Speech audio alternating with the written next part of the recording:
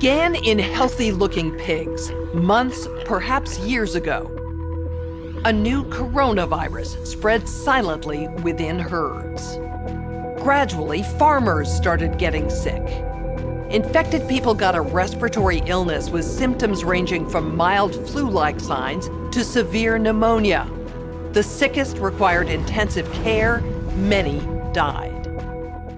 Experts agree unless it is quickly controlled, it could lead to a severe pandemic, an outbreak that circles the globe and affects people everywhere. The mission of the Pandemic Emergency Board is to provide recommendations to deal with the major global challenges arising in response to an unfolding pandemic. The board is comprised of highly experienced leaders from business, public health, and civil society. We could be looking at double the number of cases in 1 week and 16 times as many in a month if we are not able to stop the spread. That would be on the order of 500,000 cases, and it would continue to rise exponentially. In 3 months, we could be approaching 10 million cases. We have known about CAPS-like viruses in animals and people for decades, but have not been successful at developing a licensed vaccine. And sure, there are new technologies that may help, but it's going to be difficult. I am not optimistic about having a vaccine in time to be relevant during this pandemic. So the policy crisis in question for this board in this meeting is this: how should governments, business, and international organizations allocate and distribute pandemic antivirals and medical supplies to the people who need the most?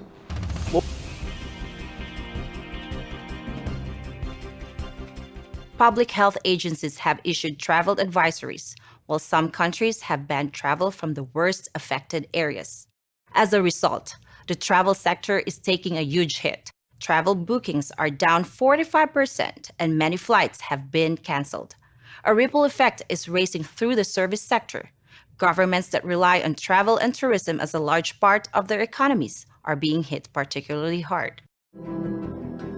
How should national leaders, businesses, and international organizations balance the risk of worsening disease that would be caused by the continued movement of people around the world against the risks of profound economic consequence of travel and trade bans? What is essential, what is non-essential travel, we have to clarify this. Otherwise, if we go down to 20% bookings over a long period, the company will run down. That's a fact.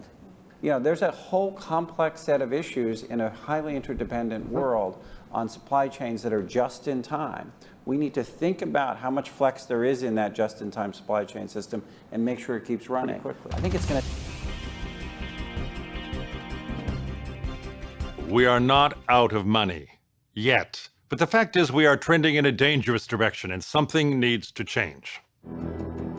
So the policy question for this board now is, how should financial resources be prioritized?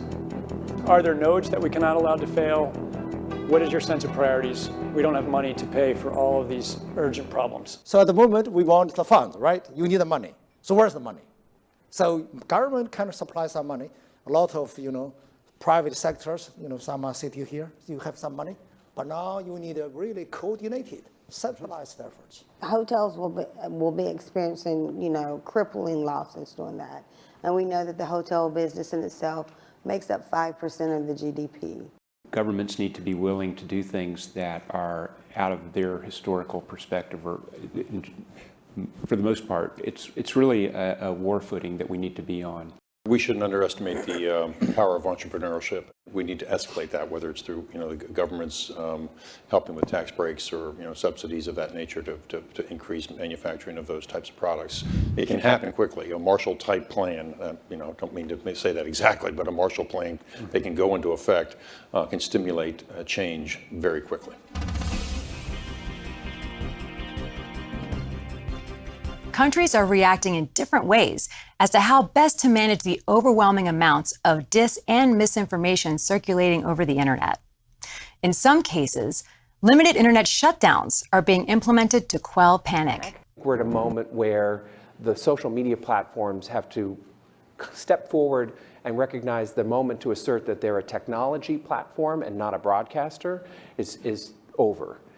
They, in fact, have to be a participant in broadcasting accurate information and partnering with the scientific and health communities to counterweight, if not flood the zone, of accurate information, because to put the genie back in the bottle of the misinformation and disinformation is nigh impossible. One thing we haven't spoken about, and I'm wondering whether it's time to talk about this, is a step up from the part of the governments on enforcement actions against fake news. I personally do not believe that trying to shut things down in terms of information is either practical or desirable. And we do have, I think, a couple of strategies that are available to us, one of which is the flood strategy, second of which is relying and informing and equipping trusted sources of information with the facts so they can then pass that on. But we also need to actually think about a technological answer to this. The outcome of the CAPS pandemic in Event 201 was catastrophic. 65 million people died in the first 18 months. The outbreak was small at first and initially seemed controllable, but then it started spreading in densely crowded and impoverished neighborhoods of megacities. From that point on, the spread of the disease was explosive. Within 6 months, cases were occurring in nearly every country. The global economy was in a free fall.